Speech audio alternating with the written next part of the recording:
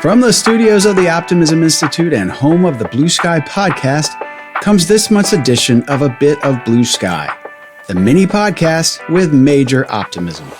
I'm your host, Bill Burke, and every month we'll present these shorter versions of our flagship show, covering a wide range of subjects in a fun-sized format, while always keeping our eyes on the notion that there's always blue sky above. Sometimes you just have to get your head above the clouds to see it. Greetings all and welcome to the March edition of A Bit of Blue Sky.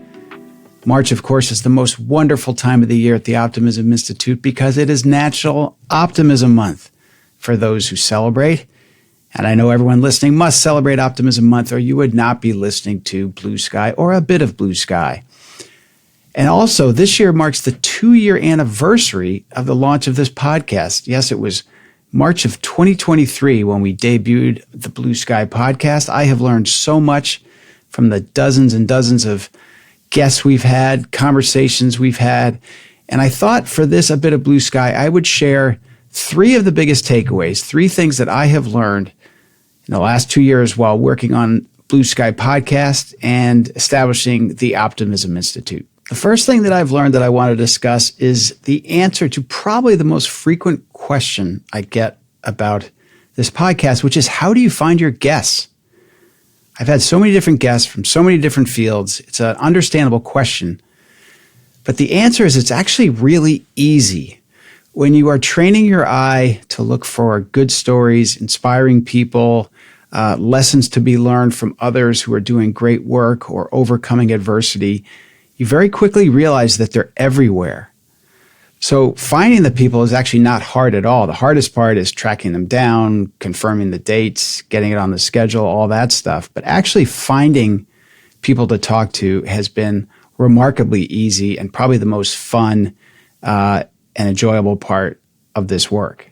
A second thing I've learned is an interesting commonality that I've found across all the people that I've had as guests on this show.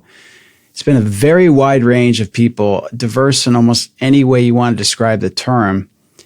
And they all had something in common that I might not have expected. They all are avid learners, lifetime learners, if you will, people who love to read, who love to learn new things, discover new things. And some of you may have listened to the episode I did with Kelly Corrigan. It was actually episode number 50, came out about a year ago.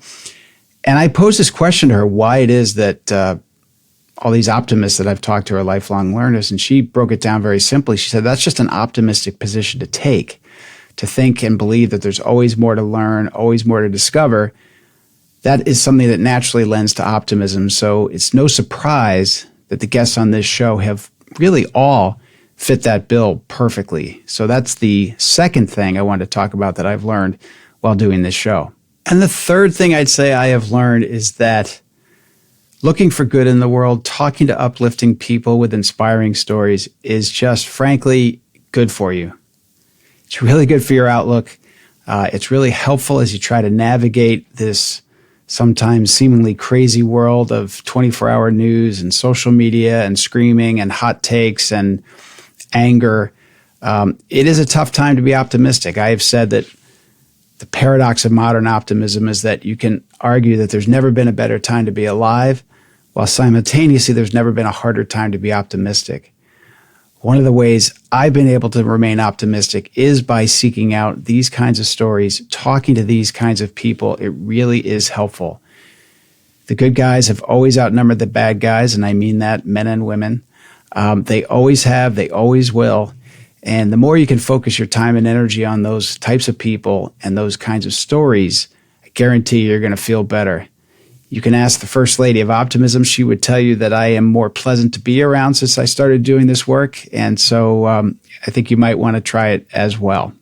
So those are the 3 things I've learned during this terrific 2 years of working on Blue Sky. I've also learned that I have great listeners, great followers on social media. I appreciate all the encouragement, all the anecdotes, all the ideas for episodes, the positive criticism, the constructive criticism. It's really been helpful, and I appreciate this community that has formed here. So to summarize, I've learned that it's not hard to find guests for a show about optimism. There's so many of them out there telling great stories, living amazing lives. I've learned that optimistic people tend to be lifelong learners, so I encourage everyone in this audience to keep learning, keep discovering, stay astonished, as Kevin Kelly would say. And I have learned that doing this work and emphasizing the positive and focusing on optimism and goodness in the world has been really good for me, and I hope it's been helpful to you as well. And I'll close by acknowledging that this can be a really tough time to be optimistic. As I've said, I don't think there's ever been a harder time in history to be optimistic. But there's a lot that we can do about it. And the first thing I'd say during these crazy times is don't let the news cycle control you. Set it aside as necessary. Read a good book, watch a good movie, talk to friends, read history. I'll always help you understand that today might not be as bad as you think it is. And we'll all get through this. And of course, continue to listen to the Blue Sky podcast. So with that, I will say thank you for listening to A Bit of Blue Sky. Thank you for 2 great years, and here's to more great things ahead for all of us. I appreciate you listening, and we'll talk to you again next week.